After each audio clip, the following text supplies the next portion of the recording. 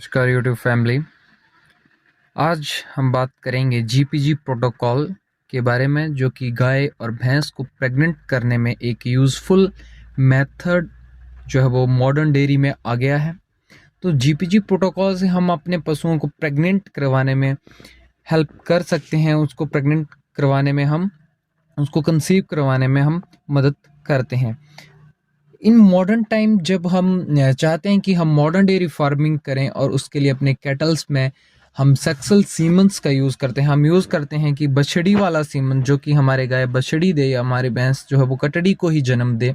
तो उसके लिए हम उसकी हीट को अपने अकॉर्डिंग चलाते हैं, अर्थात कि या फिर देखा जाए कि आपके पशु प्रेग्नेंट नहीं हो रहे हैं। हम डेयरी सेक्टर, जब डेयरी बिजनेस की बात की जाती है तो हम यह हमेशा देखते हैं कि पशुओं को प्रेग्नेंट नहीं रह रहे हैं, उनकी हीट को डिटेक्ट नहीं किया जा रहा है। तो उनकी हीट को डिटेक्ट करने के लिए एक ये बढ़िया मेथड है। या फिर आपके पशु हीट में नहीं आ रहे हैं, आप उनको एक बढ़िया मिनरल्स, कैल्शियम्स, सब कुछ उनको खिला पिला रहे हैं, किंतु वो प्रेगनेंसी के लिए प्रॉपर हीट में नहीं आ पा रहे हैं, या आप उनकी हीट को डिटेक्ट नहीं कर पा रहे हैं, तो ये मेथड यूज़फुल है। जब हम डेयरी सेक्टर की बात करें तो हम गाय को 60 से 90 दिनों के बीच हमें उसको नेक्स्ट टाइम के लिए प्रेग्नेंट करवाना था, तब हम इस मेथड का यूज़ करते हैं। तो इसमें चलिए अब सीधे तौर पर इस मेथड के बारे में डायरेक्टली बात करते हैं। तो हम इसको कहेंगे हम जीपीजी प्रोटोकॉल मेथड, जिसमें हम गैंडोट्रोफिन, पोस्टोग्लैंडिन एंड गैंडोट्रोफिन, ये जीपीजी प्रोटोकॉल है। ये 11 दिन का एक प्रॉपर प्रोटोकॉल है, जिसके बाद हमारे पशु 95 to 96% अमूमन जो है वो प्रेग्नेंट रहते हैं।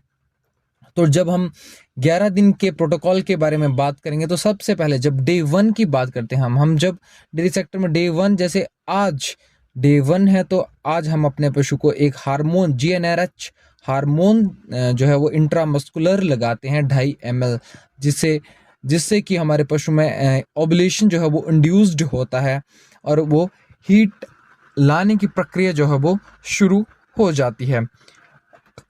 अगर हम इन इंजेक्शंस के बारे में बात करें तो इन इंजेक्शंस में सबसे पहले गाइनरिच, रिसेप्टेल और उब्रालिन, ये 3 इंजेक्शंस आते हैं।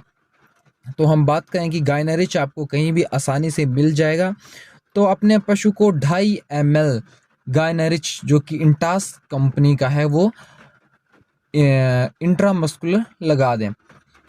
अब जब आपने डे 1 को उसको इंजेक्शन इंट्रामस्कुलर लगा दिया है, तो उसके बाद हम 7वें दिन सेम टाइम पे, जैसे डे 1 से डे 7 में सेम टाइम पे उसको ल्यूट्रोलाइसिस इंड्यूस करने के लिए इंजेक्शन दिया जाता है, जो प्रोस्टाग्लैंडिन होता है। उसके लिए हम यूज़ करते हैं ल्यूट्रोलाइसिस इंजेक्शन आता है, या फिर जो फेमस इंजेक्शन है इसका वो बेटमेट कारगिल कंपनी का है, और या फिर आप इंटास का ही प्रेग्मा जो है वो यूज़ कर सकते हैं।